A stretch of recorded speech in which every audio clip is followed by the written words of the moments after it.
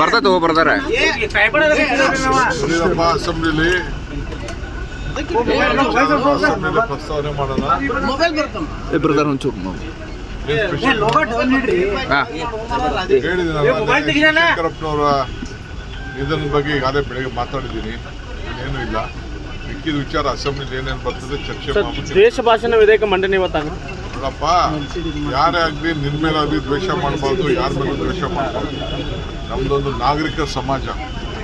ನಾಗರಿಕ ಸಮಾಜದಲ್ಲಿ ನಾವೆಲ್ಲ ನಮ್ಮ ಹಿಡ್ತಾ ಇಟ್ಕೊಂಡು ಯಾರು ಕೂಡ ದ್ವೇಷ ಮಾಡಿ ಗಲಾಟೆ ಮಾಡಿ ಕಾನೂನು ಸುವ್ಯವಸ್ಥೆ ಹಾಳು ಮಾಡಬಾರ್ದು. ಆ ದೃಷ್ಟಿಯಿಂದ ಇವತ್ತು ಈ ಕಾನೂನನ್ನು ತೆಗೆದುಕೊಂಡು ಬಂದಿದ್ದೇವೆ.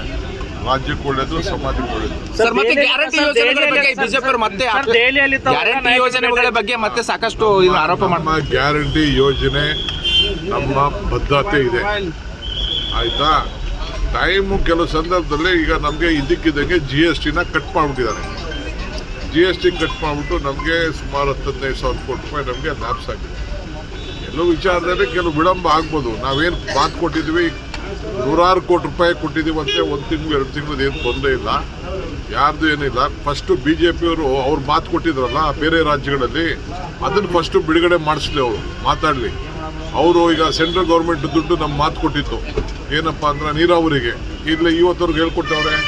ಮಾದಾಯಿಗೆ ಯಾಕೆ ಗಲಾಟೆ ಮಾಡ್ತಾ ಇಲ್ಲ, ಮಾದಾಯಿಗೆ ಯಾಕೆ ಗಲಾಟೆ ಮಾಡ್ತಾ ಇಲ್ಲ.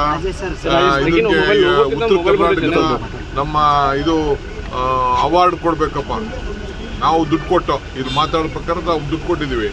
ಇವತ್ತವರೆಗೂ ಅವಾರ್ಡ್ನ ಮಾಡಿಸಿಲ್ಲ ಅವರು, 3ನೇ ಅವಾರ್ಡ್ನ. ಅದಕ್ಕೆ ಯಾಕೆ ಗಲಾಟೆ ಮಾಡ್ತಾ ಇಲ್ಲ. ಉತ್ತರ ಕರ್ನಾಟಕ ಬಗ್ಗೆ ಚರ್ಚೆ ಮಾಡೋಕ್ಕೆ ನಾವಿಲ್ಲಿ ಕರೆದಿದ್ದೀವಿ. ಅದರ ಬಗ್ಗೆ ಯಾಕೆ ಇವತ್ತವರೆಗೂ ಧ್ವನಿ ಎತ್ತಿಲ್ಲ. ಸೊ 5,300 ಕೋಟಿ ಬಗ್ಗೆ ಯಾಕಿನ್ನ ಧ್ವನಿ ಎತ್ತಿಲ್ಲ. ಫಸ್ಟು ಈ ಕೆಲಸ ಅವ್ರು ಮಾಡಿ, ಆಮೇಲೆ ಸರ್ ದೆಹಲಿಯಲ್ಲಿ ತಾವೆಲ್ಲ ನಾಯಕರನ್ನ ಭೇಟಿಯಾಗಿ ಬಂದಿರಿ ಸರ್. ಸಿದ್ದರಾಮಯ್ಯ ಅವರ